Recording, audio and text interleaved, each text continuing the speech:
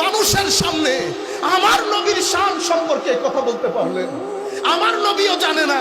যদি নবী না জানে তো আসা আইয়া বাসাকা রব্বুকা মাকামাম মাহমুদা, এই আয়াত আমার নবীর উপর নাজিল হয় নাই?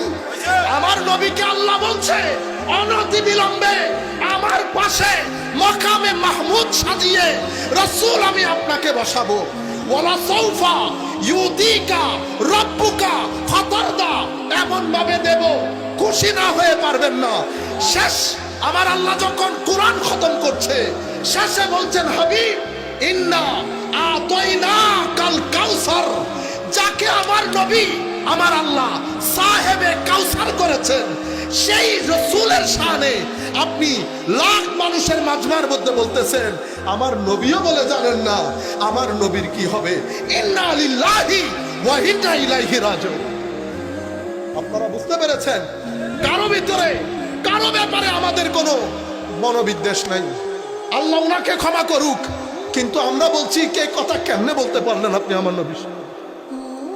আপনি আমার নবীর শানে কেমনে এই কথা বললেন? কার শানে বলতেছেন? ইমামুল মুরসালিনের শানে। যেই নবী বলতেছে আনা আকরামুল খালক, কিয়ামতের ময়দানে আনা হামিলুল লিওয়াইল হামদ, লিওয়ায়ে হামদ আমার হাতে থাকবে, প্রশংসার পতাকা আমার হাতে থাকবে। আরে শুধু এটা না, লিওয়ায়ে হামদ আমার হাতে, কুল কায়নাত চুপ, আমি সকলের পক্ষ থেকে আল্লাহর দরবারে বক্তব্য দেব। মানুষ যখন নিরাশ হয়ে যাবে আমি আশার বাণী শোনাবো। আমার উম্মতকে যেখানে যেখানে আটকানো হবে আমি তাদেরকে ছাড়িয়ে, আমি শাফাতের মাধ্যমে তাদেরকে ছাড়িয়ে নেব।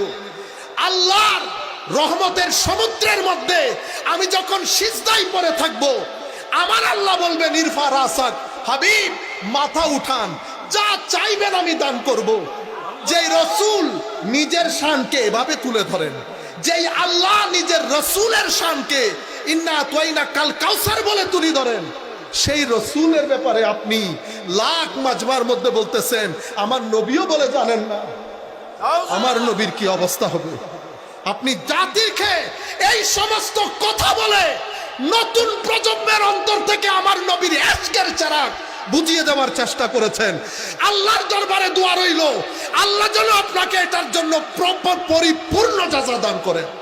আপনি কেমনে আমার নবীর শানে? কারণ আমরা যখন বক্তব্য দেই আমাদের কথাগুলো ছেলেরা দলিল হিসেবে গ্রহণ করে।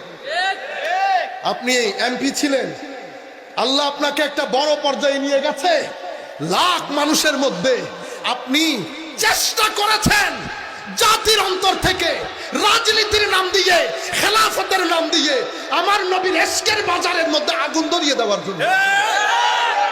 হাদিস বুখারীর মধ্যে আসে নাই? আমার ইমাম বুখারী চ্যাপ্টার বানাই নাই, এই অধ্যায় আমার নবীর প্রতি মহব্বতই ঈমান।